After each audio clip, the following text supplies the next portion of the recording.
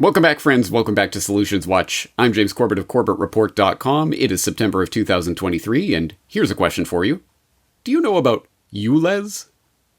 Now, don't worry, I'm not talking about something untoward here, or at least not in that sense. I'm talking about London's ultra-low emission zone, which, quoting from the bastion of truthiness Wikipedia, is an emissions standard, an area in London, England, where an emissions standard-based charge is applied to non-compliant road vehicles.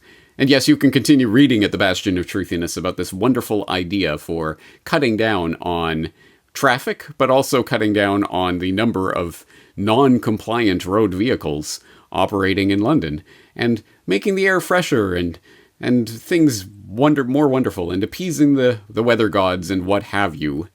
But I think my informed listeners will be able to read between the lines and understand that this is an attempt to smuggle Agenda 2030 and the 15-minute city concept in through the back door. And if this does prove to be workable and successful, you can better believe it'll be exporting around to cities around the world very soon.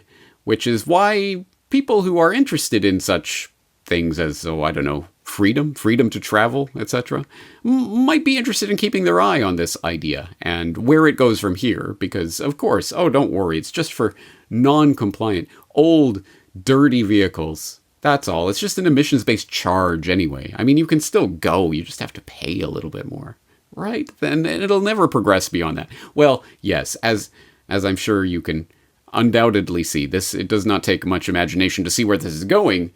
But did you catch the sort of interesting update to the ULEZ story that James Evan Pilato of MediaMonarchy.com covered in a recent edition of New World Next Week? Not all heroes wear capes. Sometimes they wear hard hats while monkey-wrenching the New World Order. Police search for anti-ULEZ suspect as hundreds of cameras damaged or stolen. Grabbing this from Sky News. Again, everything we say always included in the show notes to continue the research for yourself. Police have issued an image of a man they want to speak to, I bet, in connection with the vandalism of cameras in London's controversial ultra-low emission zone, ULEZ. The devices track cars entering the zone, and motorists whose vehicles do not meet minimum emission standards are required to pay $12.50 a day or face a fine. I think the $12.50 a day is already the fine, but they call it a fee. ULEZ, which is already in place in central and inner London, due to expand the capital's borders with Buckinghamshire, Essex, Hertfordshire, Kent, and Surrey from August 29th. London Mayor Sadiq Khan has repeatedly stressed that 90% of cars driving in outer London on an average day are already compliant with ULEZ. We've already captured you. But its expansion has encountered fierce resistance in some areas due to the rising cost of living. While Londoners can apply for a grant of up to £2,000 to replace a non-compliant vehicle, such non-scrappage schemes are not in place for those who reside outside the capital. Vigilantes opposed to the move have targeted enforcement cameras installed by Transport for London, often cutting the camera's wires or completely removing the devices. Thanks for the how-to tip. The Metropolitan Police launched an operation targeting the group, who describe themselves as Blade Runners. They launched the operation earlier this year, targeting the Blade Runners, said they had recorded 288 relating crimes as of August 1st. This includes 185 reports of cables being damaged, 164 cameras being stolen, and 38 reports of cameras being obscured. The force on Friday released an image of a man it says it wants to trace in connection with 4 offenses in Hillingdon, Harrow, and Uxbridge on 17 June. Commander Owen Richards says, "These are clearly unacceptable acts of criminality, and we have a team of officers investigating and identifying those responsible." Not all heroes wear capes, indeed. Yes, well, of course you can follow the link in the show notes back to that edition of New World Next Week if you want more information about that, or links back to the original story itself for more information about the hundreds of ULEZ cameras that have been tinkered with in interesting ways in recent months. An interesting development, isn't it? And one of those stories that makes you go, Now, this idea of Monkeywrenching the New World Order, as James Evan Pilato likes to say, should not be a new one, if only because you've heard James Evan Pilato use that phrase many, many, many times in the past, but also you might recall, for example, the recent Solutions Watch episode on simple sabotage, but sabotage, ooh, that sounds like a dirty and very illegal activity, and I wouldn't want to be involved in that. No, this isn't sabotage, this is Monkeywrenching the New World Order. It's playful. You might also recall this idea from the propaganda watch that I did on culture jamming with Extinction Rebellion, where you'll remember that ridiculous story of the Extinction Rebellion protesters who literally just donned high-vis vests and cardboard helmets and pretended to be protesting the mining that was going on. And just, obvious nonsense and ridiculousness. But it gets attention. It does get attention. And you will, of course, also remember from that same Propaganda Watch episode other examples of that, the yes men and others who employ such culture jamming tactics and techniques to get people's attention, to subtly tweak things and do something that will get noticed, but will definitely get attention because people are not expecting it. I think there's value in this idea, which is why, as you'll see, I've already touched on it in various forms over the years, but we're going to touch on it again today because I think there is still more value to be plucked out of this idea. And although it should not go without saying, but I guess I have to say it anyway, just given the medium that I'm working in.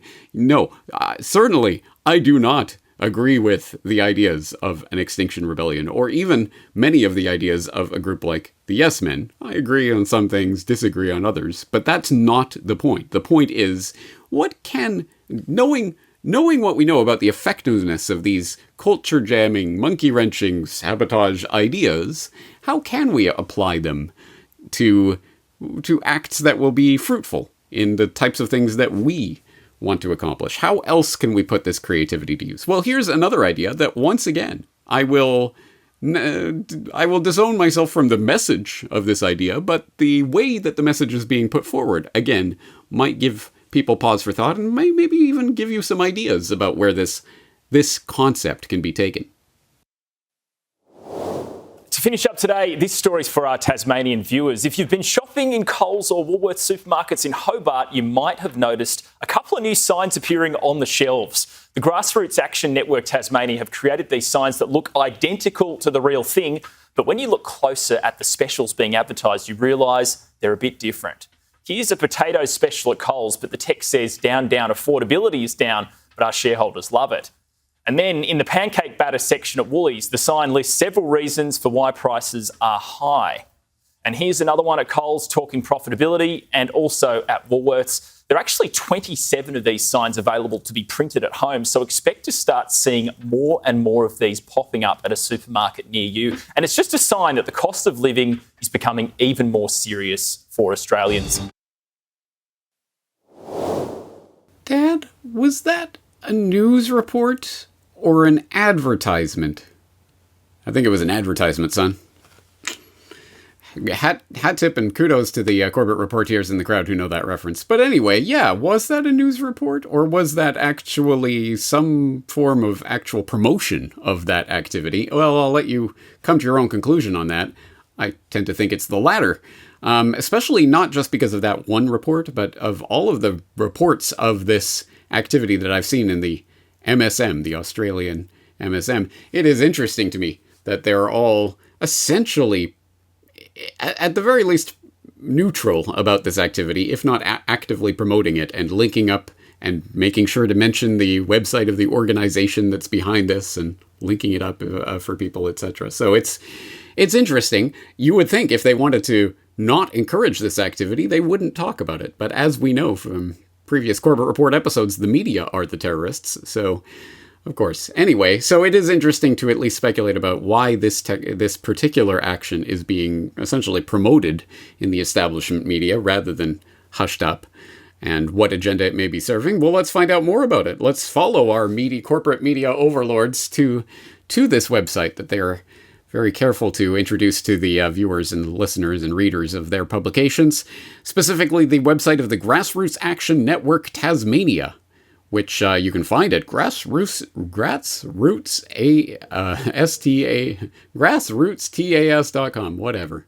Anyway, it'll be linked up in the show notes if you really want to go there, and you can find out more about this organization and who they are and what they do. But if you go into the What We Do organizing and campaigning category, you will find that right there at the top is their Eat the Rich organization campaign, which is self-explanatory, right? So you can actually download the PDF of their culture jamming material that you can print out and post up at your own local Coles and Woolworths. Sorry to my Australian Tasmanian listeners in the crowd. I don't know about Coles and Woolworths, but at any rate, here it is. And it's an interesting mixture of some things that are funny and that I think people in my audience could largely agree with. Previous price excuse COVID, current price excuse Ukraine, next price excuse bushfires. Yeah, it seems about right.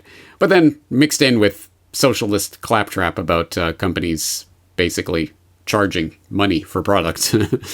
How dare they? How absolutely dare they? So anyway, I'd say it's a mixture. I certainly don't wholeheartedly endorse the message, but it is an interesting campaign. It certainly has garnered attention, and it is eye-catching. It is the type of thing that once people see it and realize, oh, this isn't a real sign, what's going on, it does certainly catch the attention. And you can go and print out your own copies and distribute them around in your local supermarket and see the hilarity ensue. But actually, it raises an interesting question because, of course, each one of these is emblazoned with a QR code that will take you somewhere for more information. And of course, everyone walking around with their digital slave devices in their pockets will have the QR code scanner there that they can whip out and, well, let's find out what they're promoting. So let's bring up the handy dandy QR code scanner here, and I will attempt to scan this document live on air. Let's go to this QR code link,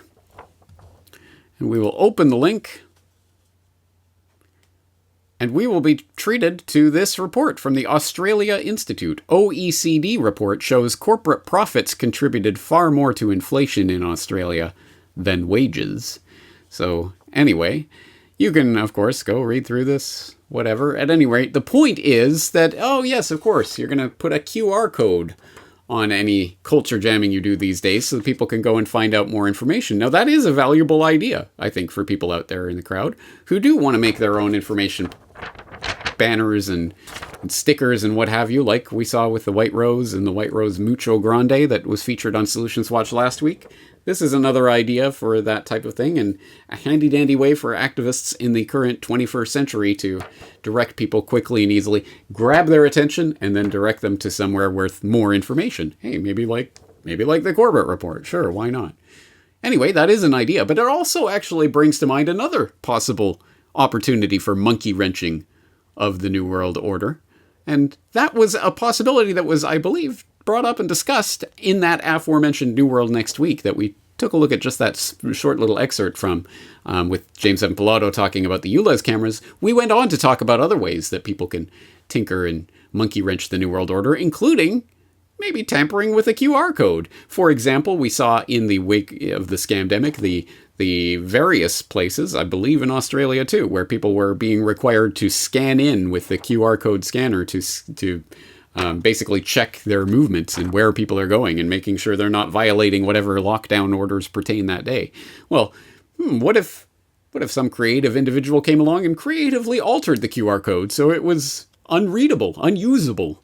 It's the type of very, very, very simple, tiny little action that might, at any rate, cause some problems for the smooth functioning of the technocratic state, right? And if you want more on that idea, you could go to a site like qrcode-tiger.com, and they had an article, handy-dandy article up just a couple months ago, QR code error correction, how does it work, which has more information than you would ever think you would ever need to know about QR code error correction and the different levels of it that exist. For example, L, M, Q, and H correction levels. So different QR codes can have different, essentially built-in redundancies so that a certain percentage of the QR code can be damaged or perhaps deliberately tinkered with, and you could still be directed to the proper place. And so this is corresponding to L low, M medium, Q quartile, and H high levels of error correction embedded in the QR codes. One would expect that most major corporate or governmental QR codes on official propaganda and official things would probably involve high error correction, so that they would be essentially that, if they get ripped or damaged or destroyed or tampered with, you would still be able to be directed to the site. But why speculate about it? Why not try it? And that's exactly what one attentive New World Next Week listener did. Craig, who wrote in recently to say, in one of your recent New World This Week episodes, New World This Week? It's the title of the program. Come on. You guys speculated about QR codes and whether one could alter them to make them unreadable. With apparently nothing better to do at 10 a.m. this morning, I tested it on a Canadian Tire code, no less. Representing Canada. All right. And after some trial and error, can say that altering a corner box, the larger squares at furthermost corners of the square code, prevents the camera from recognizing that it is a QR code. In case no one else has tried this yet, celebrate small successes, I guess. Best regards, Craig. All right. Okay, well, let's try it. Again, live demonstration on air. I don't know how this is going to work, but let's give it a try. So I've got this QR code, and I happen to have some stickers around from my children's sticker collection. Some soccer players or football players, if you're from that part of the Anglosphere. So let's try it. Let's take one of these little soccer figures, just a harmless little children's sticker that, who knows, some children wandering by a QR code might place these on one of these QR codes and just, I don't know, just place it right there on the QR code itself, and we'll see. Does that make this unreadable? Let's find out. We'll attempt to scan this code now. Give the camera a good look at it, and yep, it's broken. It's not finding that link. So there you go. Who knows? Just some child might wander by with a code or with a sticker and place it on a QR code. And wouldn't you know it, the government's plan for tracking and tracing its civilians is just totally foiled, at least for the time being. Again, this is certainly not a be-all and end-all solution, but it's a fun way of monkey wrenching, isn't it? Well, let's continue this experiment because, again, I have this QR code, which we haven't tampered with yet, and let's take the magic Sharpie. And just as Craig suggests, you see in the three corners, yeah, of course, it's reading that particular QR code now, but you'll see in the three corners there are the three square black squares that are surrounded by other a bigger black square. You know what I'm talking about. So let's take that and just do absolutely nothing more than just take this little Sharpie and fill in one of those black squares. So now you'll see that the top left corner there, it's filled in. And let's see how that affects the ability to scan this QR code. Bring up the scanner, and yep, it is no longer scanning that code. So there you go, just a little bit of tiny Sharpie just on the corner there, and the code's broken.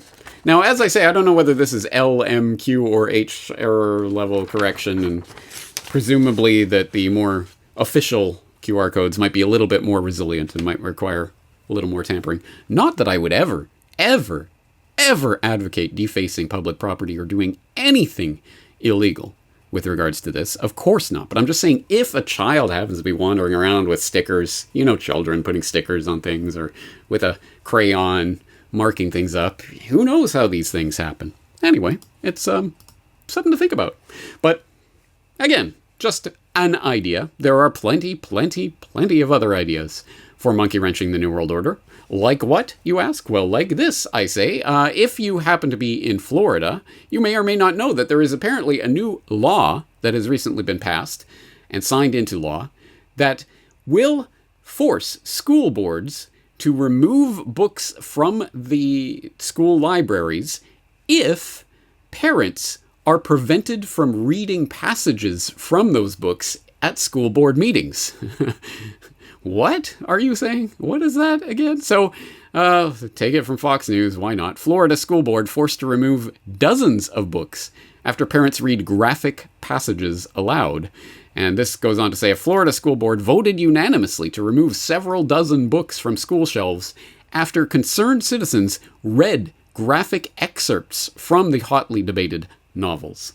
The board decided to remove the books in question because of a rule signed by Florida Governor Ron DeSantis in May that states parents shall have the right to read passages from any material that is subject to an objection. So if they are prevented from reading this, then the school board is obligated to remove those books. So what does that look like, and how do you use this to your advantage? If you are concerned, for example, about the sexually explicit pornographic material that's being put in your child's school library against your will, what could you possibly do about it? Well, how about just going to the school board meeting, like this Indian River County school board meeting that took place recently, and have parent after parent after parent step up to the podium and simply attempt, but fail, to read passages from these books that, once again, let's remind ourselves, are in or were in the children's school libraries. Now on the topic of these pornographic books that you keep calling these point of contacts on as it relates to whether they should be read or not. 13 Reasons Why by Jay Asher, currently in Storm Grove Middle School and Freshman Learning Center. Page 265. As if letting him finger me was going to cure all my problems. Sir, I'll stop you there. But in the end, Sir, I will never stop told you you there, to get away. and then And we you will didn't. continue You stopped to rubbing not look at circles that. I'm on going my to stop stomach. you there, please. Instead, you rubbed Would you back cut and the forth, microphone, please? gently along my Cut the waist. microphone. Your pinky made its way Cut it. under the Stop top of it, my please. panties Sir, and rolled stop back it. and forth You don't from stop, hip I'll to ask hip. you to leave. Thank you. He doesn't need a microphone. Yes, sir, I asked you to stop, and you're going to have to leave if you don't continue with that. Yes, sir. No, sir, I asked you to stop. I asked you to stop. Sir, he needs to be removed. A black pastor for reading these books. Thank you. Oh, good job. Thank you very much. I appreciate it.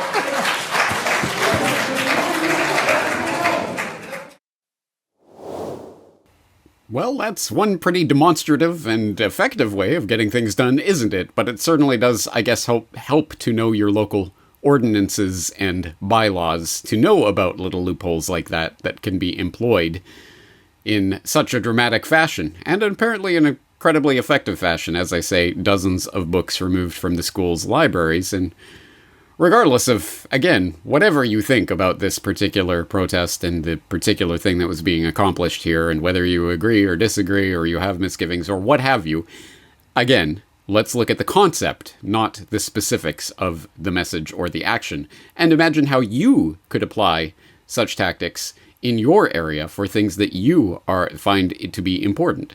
And again, in this particular case, it would involve knowing certain local laws and regulations and ordinances, and maybe you don't want to play that game, the political game. Fair enough. There are plenty of other options on the table. Like what? Well, for example, let's say that you are a clued-in, switched-on Corbett Report listener, and you took to heart the message of episode 341 of the Corbett Report podcast on Welcome to Your Driverless Future, which was warning about the very dark things that are coming in the world of autonomous robots of various sorts, and of course autonomous vehicles, in which V2V communications, vehicle to vehicle, and the Internet of Things, and not 5G, 6G, and whatever else is coming next will be part of the ubiquitous computing surveillance dragnet that will be everywhere, guiding you where you want to go, etc. Or maybe at the very least you'll remember back to the very, very first edition of Propaganda Watch on Kia and the driverless future propaganda that was being programmed into the population at that time. Or maybe you're just Joe Q normie and you get kind of the ickies when you see the driverless cars going by, or you're just cheesed off at the sometimes ridiculous and sometimes downright deadly ways that these autonomous vehicles are acting, and you want to do something about it. Well, now you can. Did you know with armed with nothing more than a simple traffic safety cone, you can completely disarm and dismantle one of these autonomous vehicles, and in fact, in some cases, require it to be hard reset in order to move again. No one's in it. Marking autonomous vehicles as traffic hazards. The group Safe Street Rebels is placing cones on Cruise and Waymo cars as a way to temporarily stop them. They want these cars off the road permanently. Expanded and basically unfettered access to the city streets is a really bad idea. This person is a member of the Safe Street Rebels and asked us not to share their identity. The group calls the protest the Week of Cone. It is happening ahead of next week's vote by the State Public Utilities Commission on whether to allow Cruise and Waymo to expand their services in the city. Residents never actually got a chance to have a say in this and never really consented to being used as human guinea pigs. According to the group, using a traffic cone on top of the car disables it. And since they feel like they are traffic hazards, they think using a cone is a good way to send a message. You know, there's something strangely heartening about that scene of seeing the creepy autonomous vehicle takeover being stopped by nothing more than a traffic cone. It brings to mind the Ed 209 falling down the stairs in RoboCop, or the AT-ATs in The Empire Strikes Back being felled by the single cable wrapped around its legs. It can't go any further. The mighty juggernaut of the future felled with just everyday items and small obstacles for humans. So there is something to be said for that, finding the vulnerabilities in systems like this and exploiting the heck out of them. Why not? Anyway, if that's not for you, or that doesn't particularly pertain in your neck of the woods, then how about some other ideas that are on the table for monkey-wrenching the New World Order? Like what, you ask? Well, like the good old-fashioned prank call. You might recall this from your childhood, as I do, growing up in the 80s. I do recall prank calling being a thing that I even tried once or twice. But here's an example of perhaps a weaponization of prank calling that I wouldn't even think about in this day and age, but here it is. Japan complains of harassment calls from China over Fukushima water release. A report that notes that Japan said on Monday it had received many extremely regrettable harassment phone calls, likely from China, after the release of treated radioactive water from the Fukushima nuclear power plant into the Pacific. The Chinese embassy in Tokyo said it too had been receiving nuisance calls from Japan. Sure. Japan started the water discharge on Thursday in a key step towards decommissioning the Fukushima plant, which suffered triple meltdowns after being hit by a tsunami in 2011 and the world's worst nuclear power plant disaster since Chernobyl 25 years earlier, blah, blah, blah. Fukushima City Hall started receiving calls with the China country code +86 on Thursday, and the number of such calls exceeded 200 the following day, flooding phone lines and disrupting city employees' ordinary work, a city official said.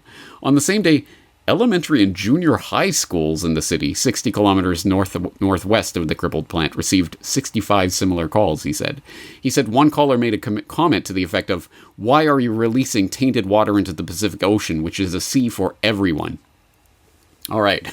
A strange story for a number of reasons, one of which, as I say, prank calls, that does seem like a thing of the past, but there it is, and it is being used, and perhaps even in a weaponized fashion.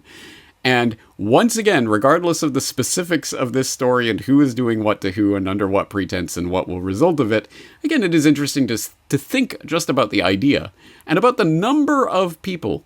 This is one of the things that I think is underappreciated and underexploited by those in the alternative media who only ever concentrate on the negative and would never do something like Solutions Watch and never concentrate on our power to affect things in the real world. They often neglect or simply never mention the idea that there are a lot more of us than there are of them, however broadly defined. And I think there are a lot of people who are interested in monkey-wrenching the New World Order. And could you imagine if you put them towards even a good-hearted, ha-ha, how can you... I mean, you can only laugh. Prank calls? That's silly. But imagine if hundreds or thousands of people were, I don't know, flooding the phone lines of the Bill and Melinda Gates Foundation or whatever. Again, I'm not suggesting anyone do anything like this, but it could be interesting to see how that could be applied in some sort of campaign. Still not satisfied? fine. There are tons more ideas. Here's one that came up in the Corbett Report comment section recently that I thought was worthy of highlighting. Corbett Report member CSD left a comment on my "The Internet is Dead, Long Live the Internet" article. I have made it a hobby of mine to report the mainstream media on ThemTube for being leaders in disinformation. I'd love to see one of their accounts gain a strike or be banned. Join me, friends. All right. Well, realistically, I am not holding my breath waiting for the BBC to be banned as disinformation from YouTube. But but it is funny, actually, that those buttons exist, and to the extent that any human being has to actually respond to those types of things, it could be those notifications, those reports.